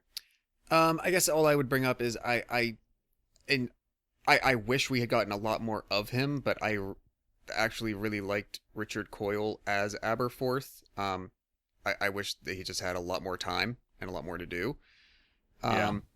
I went back and forth on it a little bit, but after the second viewing, I think I liked Jessica Williams' portrayal of Professor Hicks a lot. Okay. I thought she was a good addition. She has a very quick cameo in the second movie, and I really liked her as part of the group. Yeah. I had a little bit of mixed feelings about it, but I think overall I do now like where I like what occurred in this with Jacob and Queenie from beginning to end, where they ended up, what happened along the way. Again, just the notion to me of 10 years. Like, what? I can't get past this. Like, it just. Well, Josh, I think you and I kind of talked about it after I saw the movie and stuff too. But the whole Queenie Jacob thing, like, more or less, like, I think we talked about it earlier, but like Queenie's motivation for turning and then eventually coming back around, we pinpointed, or at least our best guess is basically the marriage to Jacob. She wasn't allowed to marry Jacob before. Right. At the end of this movie, they do get married, presumably because the leadership changed. Like, is that what suddenly allowed that, or they don't care anymore? I'm unsure why the marriage is happening. One or the other. I don't think we have an answer to that, do we? Right, and that was actually something that had not occurred to me, and I feel like I should hand in part of my fan card for that. But yeah, so he brings this idea up, like, okay, so are they just getting married in secret? Are they saying to hell with it, whatever? I mean, the idea that is established in the first movie very clearly is Newt goes to America and says, this American rule you have says you can't marry non-magic people. Presumably he's coming from England at the time that is totally fine with it. So therefore, if you're back in America at the close of the movie, Brian's question is, did America change its mind, or did the And is that in reaction to this new leadership at the international level, or perhaps was something agreed upon at an international level to remove global prohibitions about it? Like how if the whole arc of the second movie with them is I'm prohibited from doing this, then exactly what circumstance changed to allow them to do it, if any? And the short answer is that answer is not provided. I mean, I think it's a little bit assumed, at least for me, that they're just doing it anyways, in spite of all of it, because it's such a small gathering. It's not a big party. It's a few people. But I also wonder, and this is complete speculation, but like in the way that the Ministry has ways of tracking like underage magic, is there something that exists to understand unions? Like if there's something against the law, you know what I mean? Like even if it's small, would there be something that's traceable? I don't know. It's hard. It's hard to say. In the wedding scene, I really did like the moment when Queenie comes out from the back of the bakery and Jacob immediately covers his eyes, but she's like, Newt has no idea what you're talking about. I don't know what you're talking about. Like they obviously do not have the tradition whatsoever of don't see the bride. Yeah. Before that actually was a really charming moment. I liked that. I'm going to say, too, there was not enough Jacob in this movie for me. I needed some more Jacob. That goes to what I was saying, man. Give us those 4 characters as the focal point of the whole thing. So, all right. So here's another, like, maybe not like Harry Potter newbie question, but does Jacob have the ability to use magic? No. Okay. So they're just leading him on the whole movie because he does not use magic in this movie. Yeah, he is being puppeted. Anytime it looks like he's using magic or anything like that, he's just being puppeted. And like the whole like, oh, can I keep this thing and all that? He's not going to use magic unless they want to rewrite the entire friggin' series. I think Josh and I talked about that when we reviewed the trailer. Like it would make because he gets no the wand sense in the trailer. Yeah, it would make no sense for him to use magic. Like that would be so ridiculous. But I think I wanted to make one point about the wedding thing. So I will give you a slight change to the ending that makes the next movie an absolute guaranteed bigger success than this one. So they're having their celebration. Dumbledore's there sitting on the bench watching everything happen. Right? All this is going on. The last shot we get is Grindelwald apparating in and blowing up the bakery. You don't get to see who survives, who doesn't, anything like that. You just see Grindelwald pop in, boom, credits. Instantly. So all those characters you want to spend more time with, you want them all dead. You don't know who's going to live or survive. I'm not saying you show them suffering and dying or anything. I'm saying like it just happens. And then not to say that wouldn't be very impactful, but I feel like you either have to commit to killing somebody at least somewhat significant, or you're like, all right, well, Bunty is dead. The baker assistant is dead. No, everybody who's you're like I automatically think the obvious saying, answer not the main cast. You're dead. Yeah, I think the obvious answer is Queenie would be the one to die because he's going there to kill her because she turned on him, and he makes sure that she dies. He blows up the wedding, but maybe nobody dies, but he goes in and makes sure she's dead. Oh, okay. You get what I'm saying? I'm not saying I'm on board, but in that moment, okay, if I want to try to make it palatable, because she's a Legilimens, she senses Grindelwald in the last possible seconds, knows what he's thinking and what he's about to do, and takes action one or two very, very quickly to save everybody else. Yeah, something like that. Something happens, but yeah. I think you have a bigger setup there for the next movie, and you get more interest in it with Possibly, a big 'cause ending at like least that, because coming- it felt like it was going to happen because it dragged on so long. The whole time I'm like, oh, he's going to show up. Even if they don't show him like blow or everything something up, significant. is just gonna show happen, him yeah. apparate in. Just show him appear there and then credits. Okay. You know, I mean, 'Cause maybe it doesn't have to be the- an explosion, you know? Yeah, the Grindelwald, at least the second movie at least ends with the Dumbledore name reveal to Credence. He gets a wand and he blows up a mountainside. Yeah. And You're I like, didn't oh, care. Shit. Like it didn't Okay. like it was cool, but it did not make me go like, oh man, I can't wait for 3. But But it's at least kind of coming off okay, we got to keep an eye out for that. Like there was something there. yes. Dumbledore just walking down the street at nighttime in Brooklyn, well, in Queens, I guess. Yeah, I have no idea what if they're intending that to be, not the absolute end. I have no idea what to even conceive that could be coming next. And that's another point is like this movie could have been the end of the series. Yeah, Have the fight that we know happens between Dumbledore and Grindelwald happen at the end of this movie. Right there, just change the setting to where they say it happens. I'm not going to get into spoilers, but to where they say it happens in the books. Have the fight happen, have that end, have the wedding, have Dumbledore walk off, credits, done, this series is over. And I feel like it reached a conclusion right then. All right, well, let's start talking about what could have happened. Yeah, What I do we know, I'm have sorry. here that we need to talk about? What we already have. I'm good on what we have. I have a lot of what ifs, but did anybody else think that at one point the magical creature that decides who is good of heart was going to kneel at Jacob? yes, I thought they were that setting that would up have to been be the end of the movie. so amazing. I absolutely did think that. I did not. So it is. So Dumbledore, spoilers, effectively he does become the head of the International Confederation at some point in the future. Okay. He is talked about. It's mentioned many times that he was asked to be the British Minister of Magic basically every time the job came up, and he always turns it down. Right.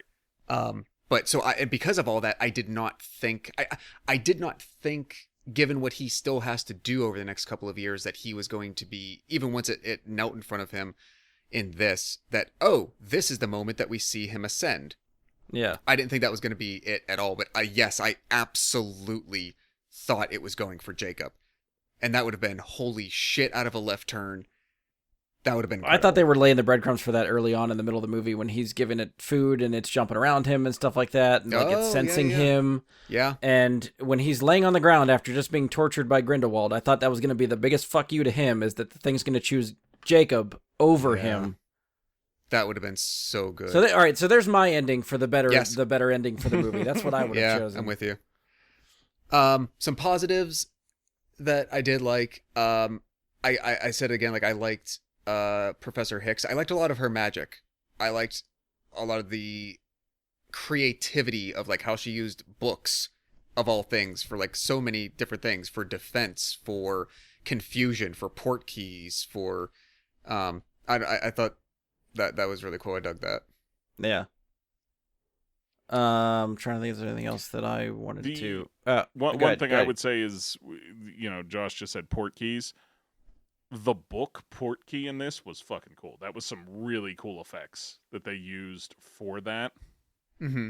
I just in general, I enjoyed that effect that they used. It's not really a big statement of any kind, but I thought. What do you guys think of the recast for Grindelwald? Mads Mikkelsen, yay, nay? I genuinely can say I didn't buy Johnny Depp as Grindelwald in the first place. He did not work. Like I fucking think he's a fantastic actor, but I don't think in that sense he was pulling off the evil as well. And I feel like Mads Mikkelsen is just the typecast of that character. Yeah. That it was a no-brainer choice. I don't think he's doing a bad job. I think it was I think phoned in is the wrong term. Predictable. That's a good word. Yeah, I think I'd agree with that too. I don't think he had as much to achieve.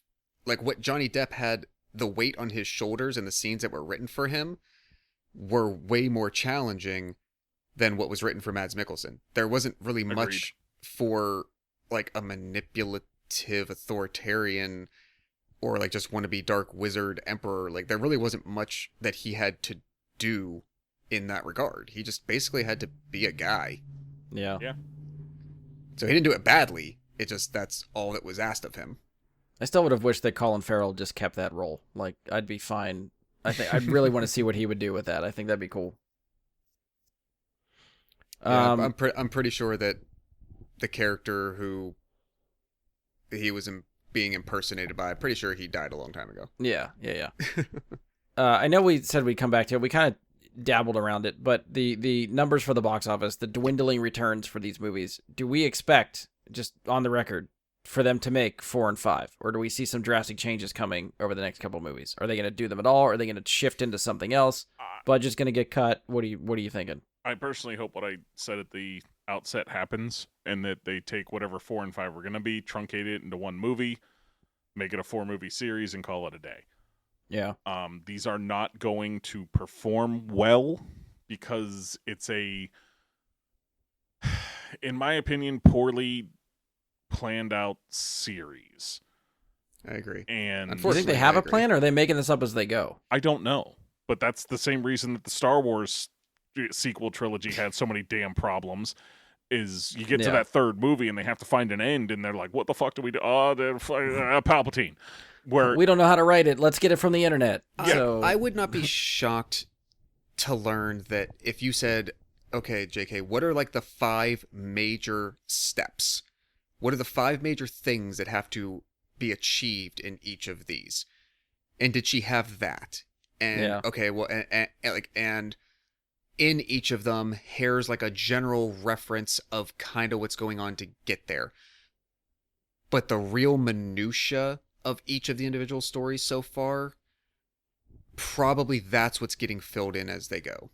Right. Yeah, that makes sense. And that is the part, that's the gel between them all that is not working as well as it needed to. So, Josh, what do you think they're going to do going forward? Do you think they're going to make some changes to these next 2? Just kind of go with the flow and say, well, we've committed. This is it.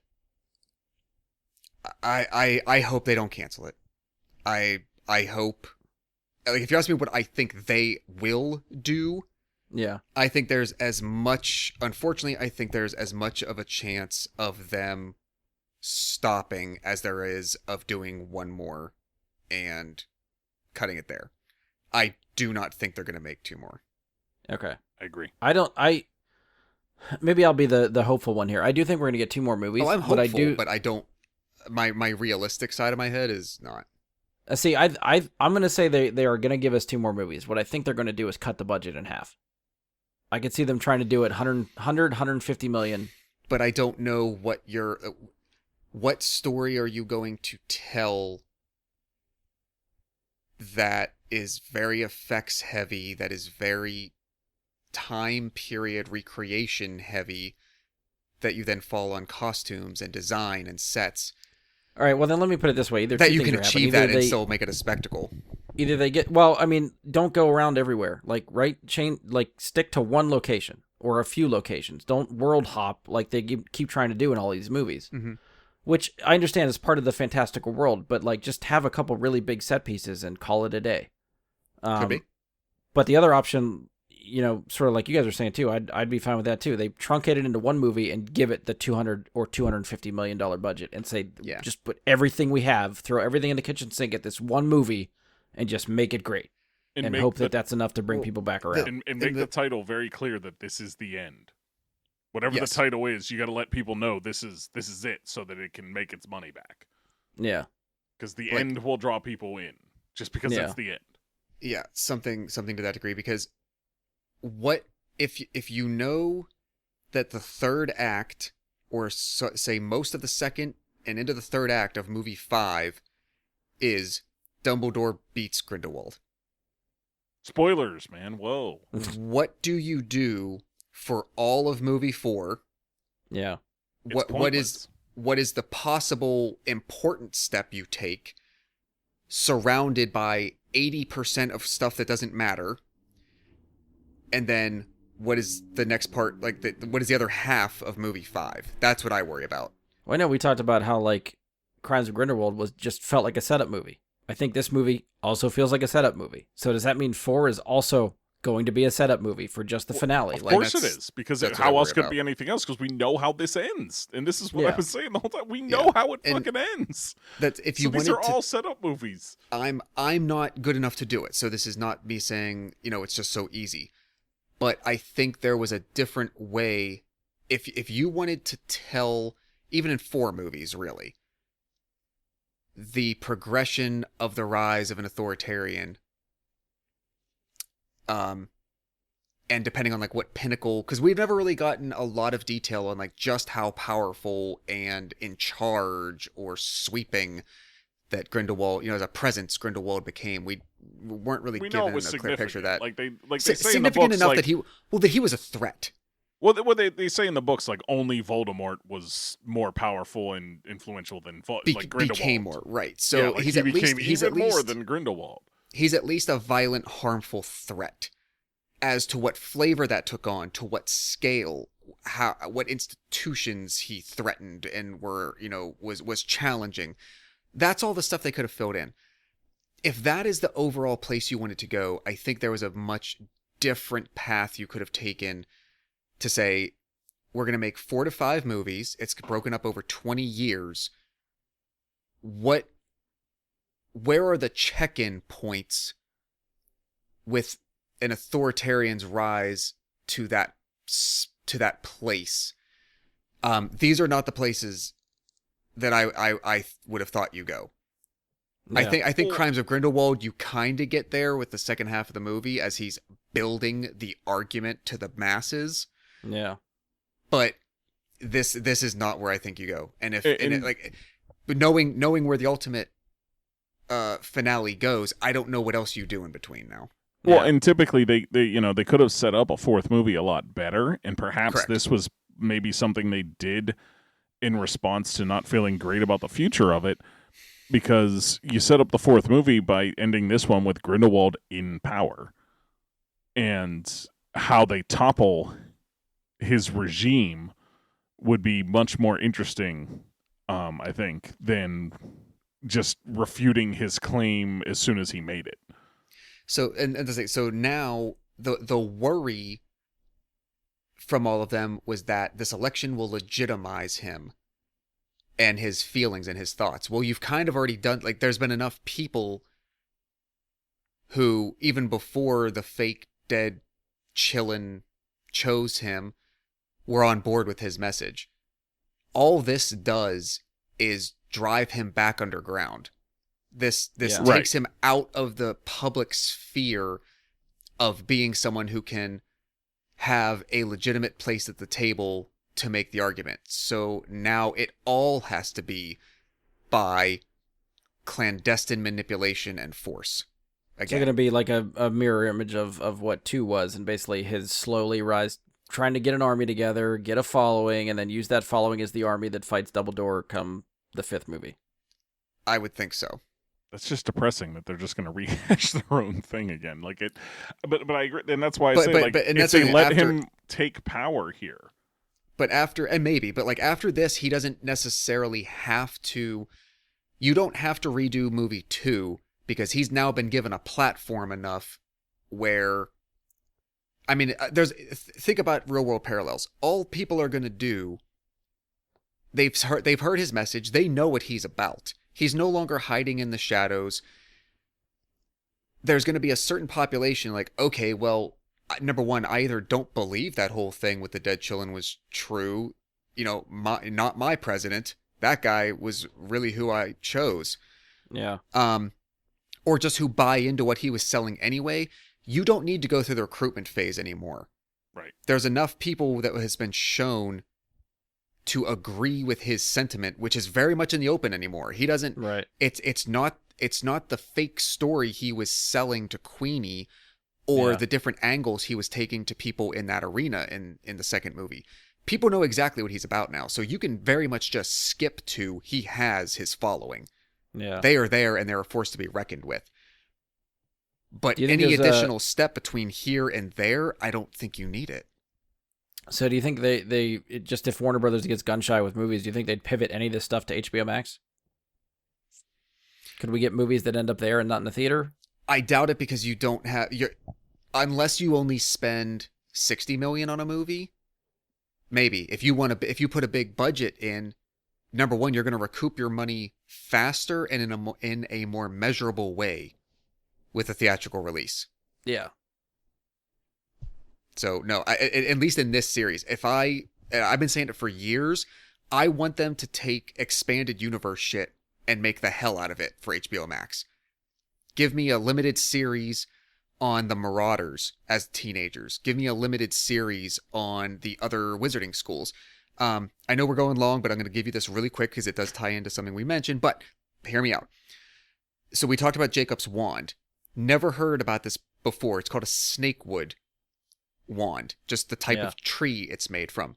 I just tried, as we were talking, to do a little bit of deep dive on it because I didn't get a chance to ahead of time. So it turns out, and this is really cool shit, and I think I brought this up in a prior discussion at somewhere, like, hey, here's expanded universe stuff you could make. Salazar Slytherin, one of the founders of Hogwarts and descendant of Voldemort, he made his own wand out of the same stuff, out of snake wood. And Jacob's wand is very explicitly said by Newt, it doesn't have a core. So basically, it doesn't in and of itself have the ability to be a magical conduit.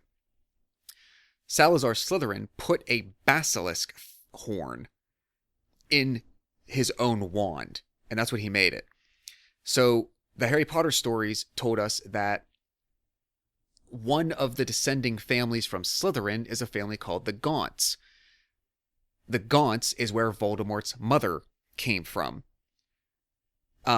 Somebody in the Gaunt lineage in the 1600s stole Slytherin's wand from her family and fled to America on the Mayflower with the Pilgrims. And that person is involved in the founding of the American Wizarding School. To me, that is really cool shit. You could make a one-season limited series about that story. Yeah. And then parlay that into, like, okay, here's Ilvermorny year one. Like, there's so much that they could do. And unfortunately, I did not want this to be a Sony Spider-Man Venom situation where, like, I'm hoping that this thing fails in order to get something else. Yeah. I wanted this to succeed and be amazing. My subjective feeling is that it has stumbled and has not delivered, unfortunately. Yeah. And it's suffering because of that. Because even if they all do well, I mean, you're going to get more Harry Potter stuff out of that because it's still going to look marketable and they can still sell it. And you're going to get more spin-offs and more, I don't know about movies, but I could definitely see them doing some, like you're suggesting, maybe some series for HBO Max. Yes. Because at the time, they greenlit 5 movies, HBO Max was not a thing. Nobody really trusted streaming services other than Netflix to do stuff, and like now everybody Amazon has Prime their own. Wasn't even really a player to that degree in 2015, 2016. So in that time, everybody now has their own owned streaming services where they just put out their stuff. It saves money if they do it themselves and put it out on their own platform. So there's a better chance to get other side content under Warner Brothers owned services, which in this case is HBO Max. So whether or not that happens after the Fantastic Beasts run is done, or if they decide to try their luck before some of those movies come out to just say, hey, let's see what the audience is for that kind of stuff on HBO Max and put something out and see where it goes. That could be a possibility too. We'll have to see. Exactly. I'll give you the best answer to all of it. And this is really simple. I believe it's Disney Plus is going to be putting out the Percy Jackson series of the television show from the books. Yeah. It kind of fills the niche that Harry Potter was fitting with, the teens and all that, learning about all this stuff, and I think it might, if it's done right, take that spot, because that series is interesting enough, and there's enough canon and lore out there. I think they're at like 16 books in that series at this point. Really? Holy shit. Yeah, they went from like the Greek gods to the Roman gods, and I think now they're on the Norse gods. Like, they just keep going from different sets of gods. And they cast a young kid, so they could make this for years and years and years. Exactly. And I think, like, this is one of the things that I think made Harry Potter much better than what we're seeing here in general, is the perspective of this world from Harry's perspective versus from Newt's perspective, where Harry was learning all of this with us. And fair. Newt is not. We're not learning anything with Newt. We're just watching it. Yeah. So I think that's another big part that maybe might help this Percy Jackson series make a big splash if it's done right. Again, it's got to be done right. Because those first 2 movies they did are going to still leave a sour taste in a lot of folks' mouth. But I think going forward, I think that niche might be filled by that. I hope it is, because I love those books. Yeah. Anything to wrap up with, or we'll get to ratings and close it down? Let's do it. Because we're looking at about 2 hours here, I think. I enjoyed some of the musical themes that came back. That's all I'll say. Fair enough. Well, you had some display pieces, I think, for us. Do you want to get into those or no? Yeah, it's fine. Okay. Then out of 10, what do we want to give it? Do you guys need a minute to come up with it? You got it in the bag? You ready? Mike, you want to kick us off? Sure. We actually discussed before the show. Josh told me that I had given Crimes of Grindelwald a 6.5. And I had given it the option to plus or minus 2, depending, or 2 or 2.5. Whatever. 2.5. Yeah. 2.5. I given a plus or minus 2.5 on Crimes of Grindelwald based on future content. I still need more future content that's really going to make it matter. If that is going to be a plus 2.5, it's looking more like a minus 1 or so on Crimes of Grindelwald in the long term. But given that I gave it a 6.5, and I think this was a better movie all around. I think this was a step up from that, but it's a baby step. So we're at a 7. Oh, okay. It's So still you're keeping all right. pretty high, I think, compared to what I feel like you were saying about the movie.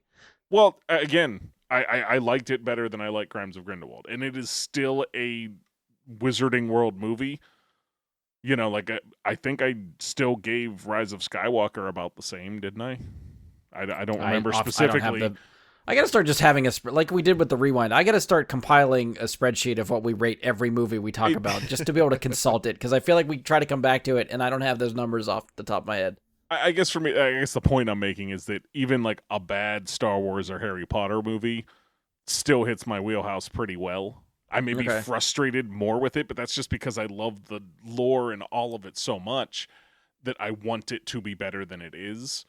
Yeah. But I'm not going to say it's just straight garbage. It was still something I'm going to watch several times. It's just not what I hoped it would have been. Fair enough. Josh, where are you at out of 10? It gives me absolutely no pleasure to, at this point, give this a 5. Okay. Oh, so you're below Crimes of Grindelwald on this. Didn't you say you were a 6.5 as well? You were in the same spot as I was, so. About there, okay. Yeah. Josh gave us our ratings. I gave Fantastic Beasts 1's 8.5. I gave Fantastic Beasts 2 4.5. I kind of wish I would have watched at least Crimes of Grindelwald again, because I know I did not like that one. And I actually kind of thought off the top of my head I probably would have given it a lower rating than a 4.5. I'm surprised it came in that kind of high, I guess, for me, because I don't remember a lot of like redeeming factors from that movie, and maybe just because I just remember all the bad stuff. But in this one, I don't know. Coming out of it, I still feel like I don't like it a lot. Like, my gut reaction is to give it like a 3.5, but I don't know if it's any better, or like I can't decide if it's better or worse than Crimes of Grindelwald for me without having watched Crimes of Grindelwald again. Like, I don't know where I really want to fall, but I felt like maybe the pacing was not great in this one. Like, I kind of just felt bored most of the time. I came out of it feeling like nothing happened. I feel like I was confused and lost for most of the beginning of the movie as to what was going on and why. It just took a lot of time for me to get my footing, I think, here, which I don't think I felt that way watching Crimes of Grindelwald. So I think I'm going to come in lower than Crimes of Grindelwald with this one. So I'm going to go 3.5. That's a 5.16 average. I don't know if that's... Wait, 5.16? That puts us right with the damn critics, doesn't it? See? Where was it? Secrets of Dumbledore. Critic was 47, audience 84. Well, the audience is way off, but wasn't like the Metacritic right in that same Metascore 50-ish? 47, user score 6.3. Yeah, so we're right in those ranges. So yeah, we're comparable to the internet. Whether that's good or bad, that's where we're at. It's a real representation of everybody's opinion. All right, I guess that is it for Fantastic Beasts and the Secrets of Dumbledore. I don't like to tease a lot of stuff for next time because everything's subject to change. But there's a chance we could be doing some Star Wars related stuff because I think the next episode we will probably try to record at least during May the 4th or somewhere around that week. So we will probably be trying to do a Star Wars themed episode for that. We've talked about doing it live. We will discuss that and figure that out for sure, whether we do that on Twitch or I don't know. I was tossing around the idea. We were talking about recording it a couple weeks ago, and if we did it early enough, I was just going to record the whole video thing because I think the concept works better seeing us record for this one. So I thought about putting up the video on YouTube or something like that, but if we do it live, it's going to be on Twitch. So if we end up doing it live, it will most likely be on May the 4th. But we will check dates and availabilities and schedules and all that stuff. And if we decide to do it on Twitch and stuff like that, I will keep everybody posted and post on Twitter and Facebook. So follow our socials for all that stuff and keep up to date. So as far as the socials are concerned, if you want to follow us on Facebook, search Bry Guy and the Super Friends or go to facebook.com/BryGuySuperFriends. You can send us questions, comments, topic suggestions, any of that stuff there. We can all see that. We'll all respond. Feel free to email bryguysuperfriends@gmail.com. It is legit. It works. I don't ever really check it every 5 months probably. So if you send us an email, I won't respond for a while. Hit us up on Twitter @BGSuperFriends. That we will see, that I can respond to.